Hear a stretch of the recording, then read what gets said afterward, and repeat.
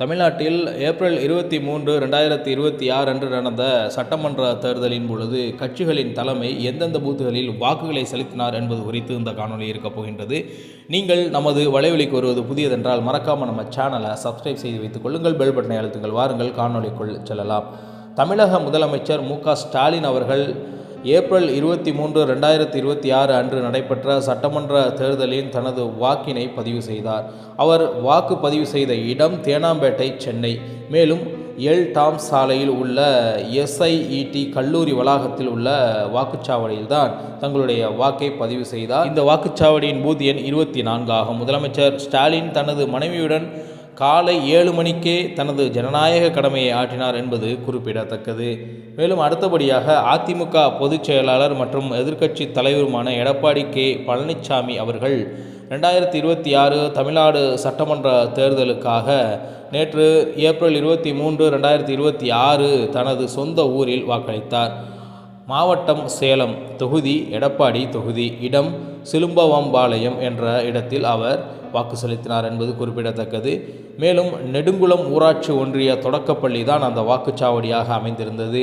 எடப்பாடி பழனிசாமி அவர்கள் தனது குடும்பத்தினருடன் வந்து காலை நேரத்திலேயே தனது வாக்குகளை பதிவு செய்தார் என்பது குறிப்பிடத்தக்கது. அவர் இதே தொகுதியில் அதிமுக வேட்பாளராக நடந்து முடிந்த இந்த சட்டமன்ற தேர்தலில் போட்டியிடுகின்றார்.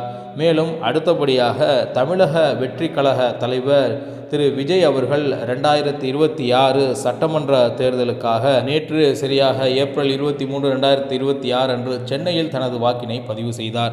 இடம் நீலாங்கரை, சென்னை. பள்ளி கபாலீஸ்வரர் நகரில் உள்ள அரசு உயர்நிலைப் பள்ளி. பூத் எண் 151. நடிகரும் அரசியல் தலைவருமான விஜய் தனது வீட்டில் இருந்து சைக்கிளில் சென்று வாக்களித்தார் என்பது குறிப்பிடத்தக்கது. போன தேர்தலில் என்பது உங்களுக்கு ஞாபகம் இருக்கலாம்.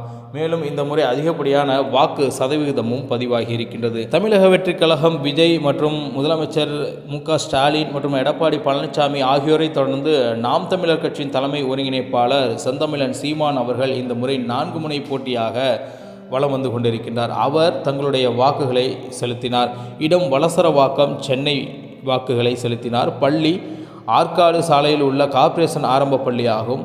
வாக்காளர் பதிவு அவர் தனது குடும்பத்தினருடன் வந்து காலை 9:30 மணி அளவில் தனது வாக்கினை பதிவு செய்தார் என்பது குறிப்பிடத்தக்கது. சீமான் தனது வாக்கினை பதிவு செய்த பின் செய்தியாளர்களிடம் பேசுகையில் ஜனநாயக கடமையை அனைவரும் ஆற்ற வேண்டும் என்று வலியுறுத்தினார். தேமுதிக பொதுச் செயலாளர் பிரேமலதா விஜயகாந்த் அவர்கள் 2026 தமிழ்நாடு சட்டமன்ற தேர்தலுக்காக நேற்று ஏப்ரல் 23, 2026 அன்று சென்னையில் உள்ள விருங்கப்பாக்கம் தொகுதியில் தனது வாக்கினை பதிவு செய்தார். இடம் விருங்கப்பாக்கம், சென்னை. பள்ளி அரசு மகளிர் மேல்நிலைப் பள்ளி. வாக்குப்பதிவு அவர் தனது மகன்களுடன் வந்து தனது ஜனநாயக கடமையை ஆற்றினார் என்பது குறிப்பிடத்தக்கது.